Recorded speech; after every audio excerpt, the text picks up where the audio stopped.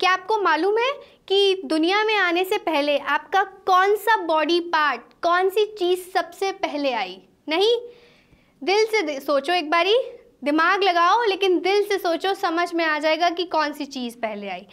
Hello everyone, I am doctor Sarika और आज हम बात करेंगे हमारे थर्ड चैप्टर ह्यूमन रिप्रोडक्शन के नेक्स्ट टॉपिक की, that is pregnancy and embryonic development.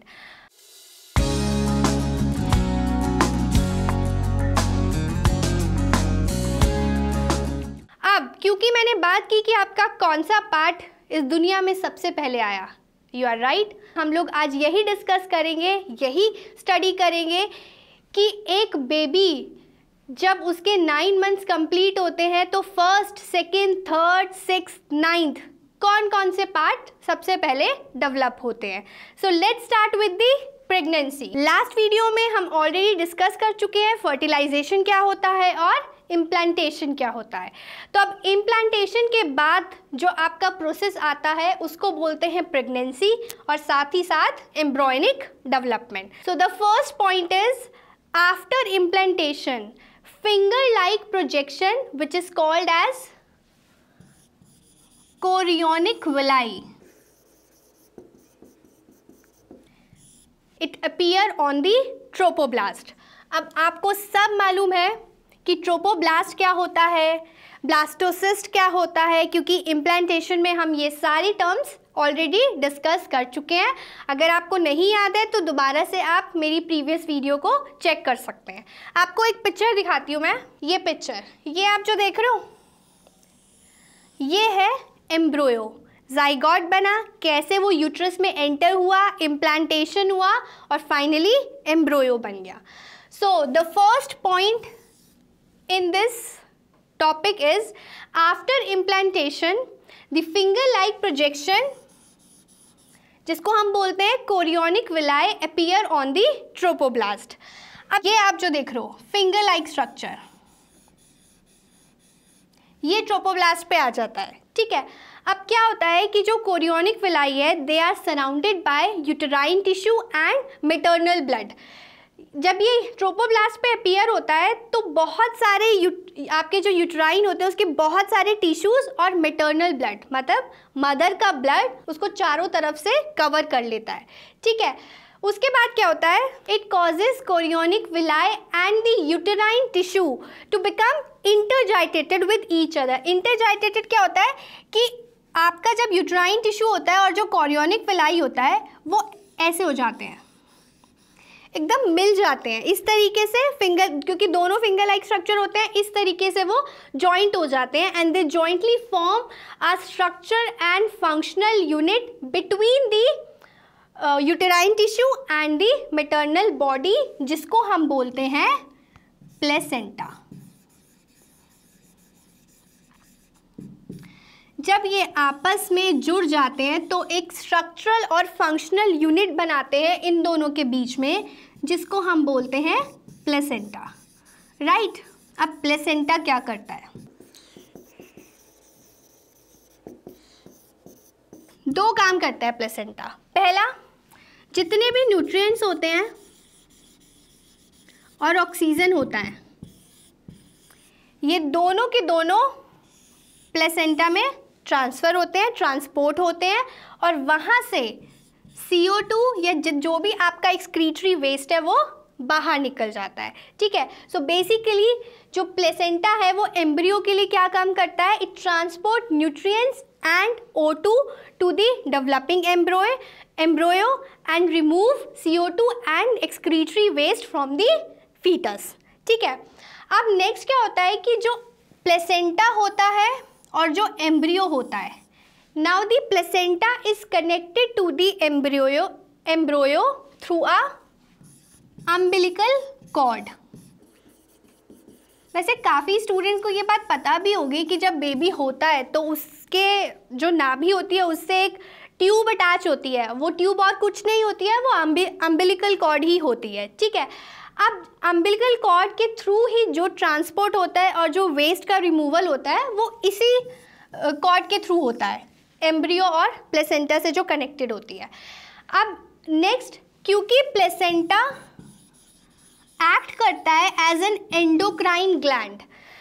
Additionally although ये सारे न्यूट्रिएंट्स और जितना भी वेस्ट है वो रिमूव कराता है एम्ब्रियो में से, उसके साथ ही additionally it also act as an endocrine glands. अब it also produces hormones such as human chorionic gonadotrophins, human placental lactogen, oestrogens and progesterone. ये जितने भी हॉर्मोन्स होते हैं ये सब प्लेसेंटा प्रोड्यूस करता है। अब क्या होता है कि एक और हार्मोन होता है जिसको हम रिलैक्सिन बोलते हैं, ये भी प्रोड्यूस होता है प्लेसेंटा से बाय द ओवरी। ठीक है, अब क्योंकि हम हार्मोन्स की बात कर रहे हैं तो हार्मोन्स में क्या होता है, ड्यूरिंग प्रेगनेंसी द वेरिएशंस और the amount of these hormones is increased and high level of these hormones are essential for supporting fetal development, for metabolic changes in pregnancy as well as the maintenance of the pregnancy. Right, now next point is soon after implantation the embryo differentiate into two layer। वो layer कौन कौन सी होती है? जब embryo differentiate करता है तो दो लेयर में करता है। पहला होता है आउटर लेयर जिसको हम बोलते हैं एक्टोडर्म, दूसरा होता है इनर लेयर जिसे हम बोलते हैं एंडोडर्म। एक और लेयर भी होती है मीजोडर्म, वो इन दोनों के बाद में डेवलप होती है। ठीक है, नाउ जब ये डिफरेंशिएट होती है तो ये टिश्यू प्रोवाइड करती है बॉडी को। उसके बाद क्या होता है कि जो आपका इनर सेल मास होता है उसमें एक सेल होता है जिसको हम बोलते हैं stem cells, and stem cells have the ability to give rise all the tissues and organ to the body. ठीक है, तो ये आपका था प्रेगनेंसी का। अब क्योंकि मैंने सबसे पहले वीडियो के स्टार्ट में बात की कि आपको मालूम है कि आपके आने से पहले इस दुनिया में आपका कौन सा बॉडी पार्ट सबसे पहले आया, सोचा किसी ने दिल से? नहीं सोचा, दिल एग्जैक्टली आपका जो सबसे पहला पार्ट आया वो था आपका हार्ट। ये आप देख रहे हो, ये जाइगोट है, जब डिवाइड हुआ और वो एम्ब्रियो में बना। ठीक है, एम्ब्रियो के बाद हर महीने क्या डेवलपमेंट होता है एम्ब्रियो के अंदर, वो आपका एम्ब्रियोनिक डेवलपमेंट कहलाता है। ठीक है, और फाइनली एक ऐसा जब बेबी बाहर आता है तो कुछ ऐसा होता है ना, इस तरीके का, ये आपकी जो है स्टेजेस ऑफ प्रेगनेंसी है। तो एक बार देख लेते हैं कि कौन कौन से मंथ में आपके कौन कौन से पार्ट्स डेवलप होते हैं। ठीक है, सो अगर मैं फर्स्ट मंथ की बात करूँ प्रेगनेंसी के, तो सबसे पहले आपका हार्ट फॉर्म होता है। यस, सबसे पहले जो मदर की बॉडी में बेबी का कुछ पार्ट डेवलप होता है वो और कुछ नहीं, वो आपका दिल होता है। ठीक है, सेकेंड मंथ की अगर मैं बात करूँ तो सेकेंड मंथ में लिम्स और डिजिट्स बन जाते हैं, limbs and digits are formed. Third month तक आते आते जो आपके मेजर ऑर्गन सिस्टम होते हैं वो फॉर्म हो जाते हैं, मेजर ऑर्गन पार्ट्स। ठीक है, उसके बाद फिफ्थ मंथ तक आते आते जो आपका बेबी का हेड होता है, एम्ब्रियो का हेड होता है, उस पर बाल आ जाते हैं और द फर्स्ट फीटल मूवमेंट। आज अपनी मम्मी से जाके पूछना कि मैंने पहली बार आपको किक कब किया था, तो वो आपको बताएंगे कि 5वें महीने में आपने सबसे पहले किक किया था, क्योंकि जो फीटल का मूवमेंट होता है वो 5 मंथ 5वें महीने में स्टार्ट होता है। ठीक है, नेक्स्ट अगर हम 6 मंथ की बात करें तो 6 मंथ तक आते आते बॉडी जो होती है वो थिन हेयर से कवर हो जाती है, आपके जो आईलिड्स होते हैं वो सेपरेट हो जाते हैं और आपकी आईलैशेस फॉर्म्ड हो जाती हैं। ठीक है, और 9 मंथ फाइनल जो 9 मंथ है आपका, वहाँ तक आते आते the foetal is fully developed and ready for delivery. So ये था आपके एम्ब्रियोनिक डेवलपमेंट कि कौन से महीने में कौन से पार्ट्स आप एम्ब्रियो के डेवलप होते हैं। So the next topic is parturition and lactation. अब आपने पढ़ा कि इम्प्लांटेशन क्या होता है, उसके बाद आपने आज प्रेगनेंसी और एम्ब्रियोनिक डेवलपमेंट। अब उसके बाद का जो प्रोसीजर आता है उसको हम बोलते हैं पार्चुरेशन एंड लैक्टेशन। इसमें एक टर्म है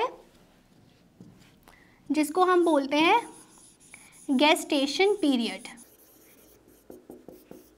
पीरियड कौन सा होता है? The average duration of pregnancy is called the gestation period which is 9 months in humans. ठीक है, आप सबको पता है कि ह्यूमन्स के जो प्रोसेस है, जिस उसमें जो प्रेगनेंसी का पीरियड है वो आपका 9 months का रहता है। उस ड्यूरेशन को हम बोलते हैं गेस्टेशन पीरियड। अब नेक्स्ट हम बात करते हैं पार्चुरेशन की। Now the definition of parturition is the process of child birth by which the foetus is delivered due to the vigorous contraction of the uterus. ठीक है, आप ये नोट डाउन भी कर सकते हो definition. The process of child birth by which the foetus is delivered और expelled out. हम लोग एक्सपेल्ड आउट भी यूज करते हैं term, expelled out due to vigorous contraction, vigorous contraction of the uterus. ठीक है, उसको हम बोलते हैं parturition. Now a fully developed foetus and placenta induces parturition which causes mild uterine contraction which is called as fetal ejection reflex। उसको हम बोलते हैं fetal ejection reflex।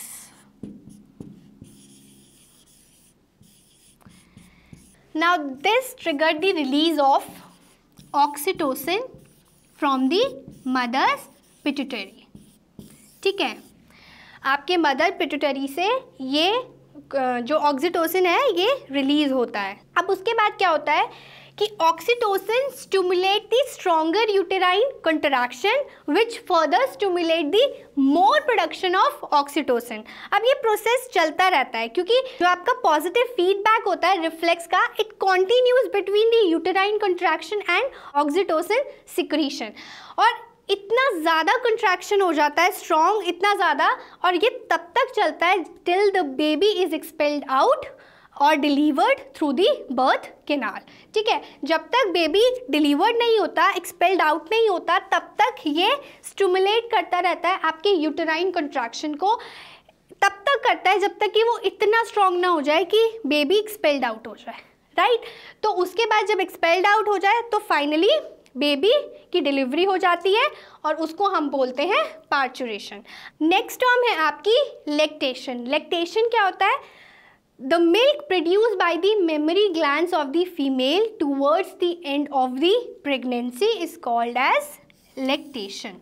और जो कहा जाता है कि जो इनिशियल डेज होते हैं आपके, जब मिल्क प्रोड्यूस होता है मेमरी ग्लैंड से, उस इनिशियल डे में जितना भी मिल्क होता है उसमें बहुत सारे एंटीबॉडीज़ होते हैं जो हमको हेल्प करते हैं, किसी डिसीज़ से फाइट करने के लिए हेल्प करते हैं और हमें इम्यूनिटी देते हैं। हमें मतलब कि इम्यूनिटी प्रोवाइड करते हैं। जो भी आपका न्यू बॉर्न बेबी है उसको वो जो मिल्क प्रोड्यूस हुआ इनिशियल डेज में, वो मिल्क आपके न्यू बॉर्न बेबी को रेजिस्टेंस देता है। उस बहुत सारे उसमें एंटीबॉडीज़ होते हैं और हमें प्रोटेक्ट भी करता है and also it gives immunity to the new born.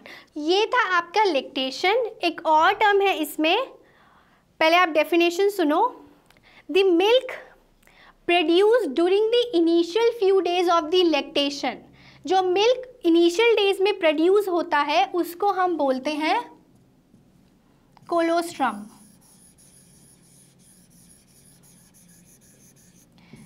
The milk produced in the initial few days of the lactation is called as colostrum, which is rich in antibodies that provide resistance and immunity to the newborn baby. So this is all about the chapter. आपके सारे topic human reproduction chapter के cover हो चुके हैं। Next video में हम next chapter के साथ मिलेंगे। Till then keep revising.